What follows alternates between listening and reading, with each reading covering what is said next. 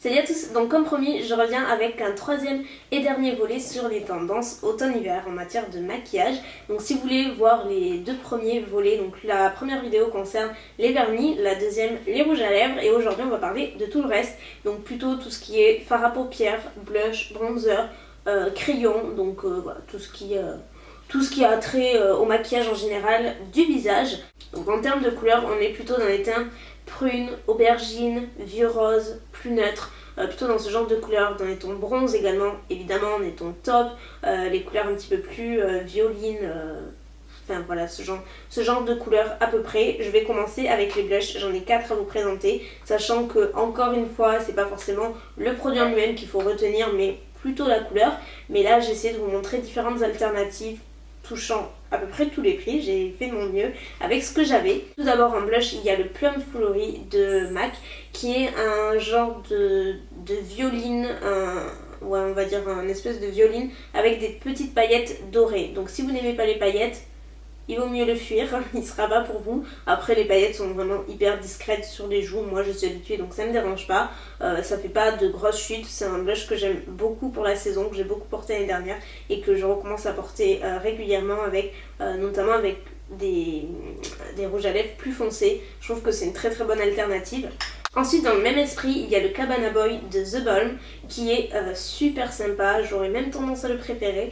Là, la couleur est très similaire au MAC, sauf qu'il n'y a pas les paillettes. Par contre, il a un rendu un petit peu glowy, c'est-à-dire qu'il est plutôt satiné. Il n'est pas pailleté, il est satiné et il est super beau. C'est vraiment un rose très foncé qui a des sous-tons un petit peu prune, violine, très joli. Ensuite, dans le même esprit encore une fois, mais quelques crans au-dessous, donc quelque chose d'un peu plus clair, il y a le Berry Amore de Milani. Et donc là, c'est un blush cuit avec des particules dorées aussi. Donc j'ai aucun blush mat par contre à vous montrer. Ils sont tous satinés ou pailletés, mais ça fait vraiment un très joli effet, pas effet boule de disco. Et donc celui-ci, c'est plutôt un vieux rose. Il n'est pas vraiment comparé au nom. Il y a de très légères particules prunes, mais il est beaucoup plus clair que celui de The Balm par exemple. Et bien sûr le tout dernier, je ne pouvais pas ne pas le mentionner, c'est le blush rocateur de Benefit qui est comme ceci, que je porte encore aujourd'hui. Je le porte depuis que je l'ai acheté pratiquement à chaque fois que je me maquille, c'est incroyable. Et ce blush là je l'aime beaucoup, donc déjà par la couleur, c'est un vieux rose avec des particules dorées. Et ce que j'aime particulièrement avec celui-ci, c'est qu'il est très neutre en fait. De par sa couleur, il est très neutre, il va avec n'importe quoi. Par exemple, aujourd'hui, j'ai mis un rouge à lèvres vraiment très foncé, quelque chose qui est difficile à accorder. Oui. Qui est vraiment très difficile à accorder et en matière de blush. Et là, celui-ci passe avec n'importe quoi, même avec un rouge à lèvres foncé comme ça. Vous voyez que ça fait pas too much, ça fait juste un accent sur les joues, mais très discret. Côté bronzer, parce qu'on a tendance à perdre des couleurs pour la saison, donc le mieux c'est de réchauffer un petit peu le teint. Et là, mon préféré du moment, ce serait celui de chez ELF. C'est la teinte numéro 3, et donc c'est le blush cuit. Encore une fois, c'est le troisième produit que je vous montre dans le genre. Et donc la couleur est super belle. Vous avez différentes teintes. Moi j'ai le numéro 3 qui est totalement adapté à ma carnation, mais qui est pas forcément méga pigmenté. Donc il est vraiment, moi j'aime vraiment que les bronzers restent subtils. Pour réchauffer le teint en tout cas, j'aime. Pour le contouring, il vaut mieux quelque chose de plus pigmenté, mais juste pour ajouter un petit peu de couleur, c'est largement suffisant. Aujourd'hui, je le porte et j'aime beaucoup l'effet qu'il a sur mon teint. Il est pas mat, il est satiné, mais il est pas pailleté encore une fois. Et il apporte juste ce qu'il faut de luminosité au teint sans que ça fasse too much. C'est vraiment un très joli produit qui est pas cher et que vous pouvez trouver sur le site de ELF et que j'aime beaucoup. On va passer à la plus grande partie de la vidéo, aux yeux, puisque forcément c'est là que j'ai le plus de trucs à vous montrer. Et en général c'est pour la saison, en général soit mis sur les lèvres avec un rouge à lèvres bien foncé ou bien coloré ou bien rouge, etc. Ou on mise sur les yeux avec un smoky ou des couleurs un petit peu plus foncées. Et pour le coup j'ai plein de produits à vous montrer, que ce soit palette, fard, plein de trucs. Donc on va commencer avec les fards crème. J'en ai 4 à vous montrer, donc on va aller, les premiers, ce sont ceux de chez Bourjois. Ce sont des nouveautés et ce sont les Color Edition qui sont totalement similaires aux Color Tattoo de Maybelline, qui sont en termes de packaging. C'est vraiment plus ou moins la même chose, mais le produit est super sympa. C'est pas du tout la même texture que les Color Tattoo. Là, les Color Edition, ils sont plutôt similaires, je trouve, aux Illusions d'ombre de Chanel parce qu'ils ont une texture un petit peu mousse, très onctueuse, mais pas aussi fondante que les Color Tattoo. Là c'est une texture un petit peu plus mousse, un petit peu plus aérienne je trouve, qui s'applique donc moi au doigt, c'est parfait. Donc la première couleur que j'ai à vous montrer c'est Prune Nocturne, qui est donc un prune hyper pigmenté, très joli. Je vais vous faire un tuto avec, je sais pas si il sera sûrement dispo avant cette vidéo, on verra. La deuxième c'est Pétale de glace, qui est un petit peu similaire à Émerveillé de Chanel, un petit peu plus foncé. C'est un vieux rose avec des particules un petit peu argentées, qui est très lumineux et pareil, il se suffit à lui-même. Ils sont très faciles à travailler, très faciles à estomper. Et ensuite dans les tons un petit peu plus bronze et marron, bien entendu le Color Tattoo de Maybelline en teinte On and On Bronze, qui est le bronze voilà, par excellence. C'est vraiment une de mes couleurs préférées. C'est un bronze un petit peu champagne, donc qui est très lumineux et pareil, il se suffit à lui-même. Il est génial et ce sont des fards qui sont longue tenue. Après moi j'ai les paupières grasses, si vous avez les paupières grasses, je vous conseille quand même de mettre une base avant, sinon ça filera au bout de quelques heures quand même. Et ensuite il y a mon paint pot préféré lorsque je vais faire un smoky bronze marron, c'est le Constructivist de MAC, qui est pour moi le plus joli marron bronze qui existe, qui est vraiment beaucoup plus foncé que le Color Tattoo, donc on n'est pas dans la même nuance. Là c'est vraiment un fard beaucoup plus foncé et je trouve sur les yeux marrons c'est une tuerie, ça fait quelque chose de très fumé, très joli. J'ai déjà fait un tutoriel il y a un petit moment avec, donc si ça vous intéresse, faudra que je pense à le mettre en barre d'infos. J'avais également envie de vous montrer quelques crayons, je trouve que c'est très important de souligner le regard avec un crayon. Si vous ne voulez pas utiliser de l'eyeliner ou si vous voulez juste utiliser un crayon ou juste superposer avec du fard, etc. Je trouve que les crayons un petit peu colorés, c'est la bonne alternative. Donc j'en ai 4 à vous présenter. Donc le premier c'est un marron bronze, c'est le Teddy de MAC, que j'utilise très souvent. Il est super beau, c'est un petit peu la même couleur que le Color Tattoo de Julie Maybelline. C'est pratiquement la même couleur si vous voyez un petit peu.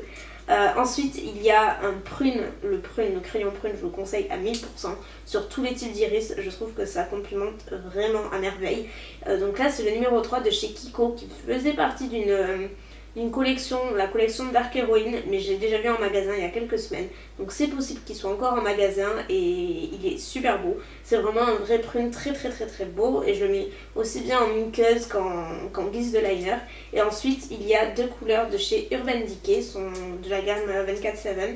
Donc le premier c'est le Rockstar, c'est aussi un prune, donc ça peut être une alternative au Kiko même s'il est un petit peu plus violet. Il est très joli.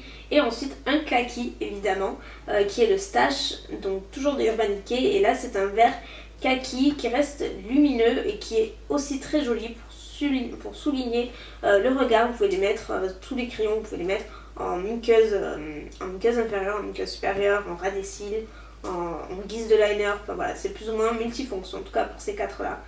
Tous les crayons ne sont pas adaptés pour la muqueuse, donc pensez juste à vérifier des fois sur les crayons. Ensuite on va passer aux palettes, donc j'en ai 3 à vous montrer. Donc la première, on va dire que c'est la première que j'ai dans la main, c'est la Pro Palette de Lorac. Je vous la montre même si je sais qu'elle est difficile à se procurer. Si vous avez l'habitude d'utiliser eBay US, vous pouvez sûrement la trouver. Sinon avec le système Shipito sur Sephora, je vous mettrai tous les liens en barre d'infos. Voilà, je la présente quasiment plus tellement je vous l'ai présentée, tellement je vous en ai parlé. C'est une palette composée, donc en haut, toute la rangée du haut est composée de fard mat et toute la rangée du bas est composée de fard irisé dans des teintes à la fois neutres et à la fois un petit peu plus foncées pour les smokies. C'est génial, c'est une palette que j'aime vraiment beaucoup utiliser lorsque je mets l'accent sur les yeux. La palette que j'ai eu dans le swap avec Sandrea, celle de chez Urban Decay, c'est la Dangerous et elle est composée de 6 fards de très jolies tonalités, parfaite pour la saison actuelle. C'est une palette que j'ai déjà vue chez Sephora, qui est super belle. Vous avez un violet, un vert, un bleu, un bronze, un espèce de taupe et un genre de gris un petit peu. Il y a la Lavish palette de Anastasia Beverly Hills qui est super belle, et là pour le coup elle a les tons absolument parfaits, mais vraiment parfaits. Vous avez du prune, vous avez du kaki, du vert, vous avez du taupe, vous avez du rose violet et après vous avez quelques couleurs mat. Le seul truc que je regrette c'est qu'il n'y ait pas une couleur un petit peu plus chère pour faire la délimitation en fait des fards. Sinon tous les fards sont superbes. Il y a Black Diamond qui est un noir incrusté de paillettes doré, j'aime un peu moins parce qu'il a tendance à faire des chutes.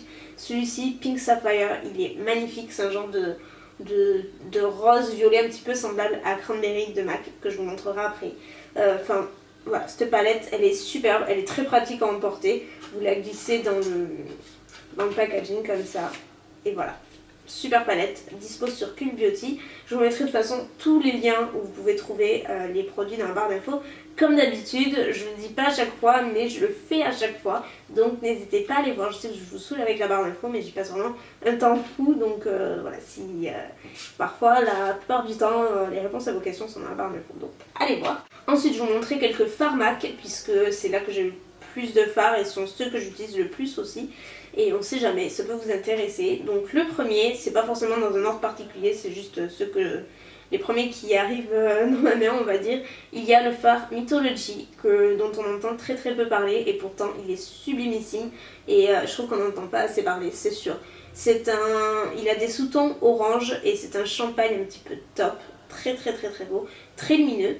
Ensuite il y a Plum Dressing, qui est un petit peu semblable au fard de la palette Anastasia, qui est un rose violet très joli pour les smokies, pour intensifier notamment sur les yeux bleus. C'est un très joli fard, une très jolie couleur. Alors celui-ci il est incroyable, c'est Antiqued, et celui-ci la couleur est incroyable. Si vous voulez faire un smoky bronze marron, c'est celui-ci qu'il vous faut. Il a des tonalités un petit peu brique, un petit peu rouge brique, et du coup il a vraiment un rendu incroyable sur les yeux. Ça fait le plus joli smoky. Ensuite il y a bien entendu Satin Top, qui est un fard très connu chez MAC. J'ai mis longtemps à l'apprécier, figurez-vous, et je l'utilise depuis on va dire 1 an. Mais c'est un très joli fard. Sable est incroyable et je n'arrive jamais à le décrire. Pareil, il a des tonalités un petit peu top, parfois vieux rose, c'est un mix entre le vieux rose et le top, il est très beau aussi. Je crois que je me répète, mais voilà, c'est aussi mes préférés. Et cette saison, la saison automnale, c'est la saison où j'utilise le plus de fard à paupières en général. Je sais pas pourquoi, ça s'explique pas vraiment. Il y a Twinks qui est un marron violet, il tire vraiment vers le prune, en tout cas plutôt vers le prune, pas le violet. Et celui-ci pareil, dans le coin externe, il fait une finition parfaite au fard.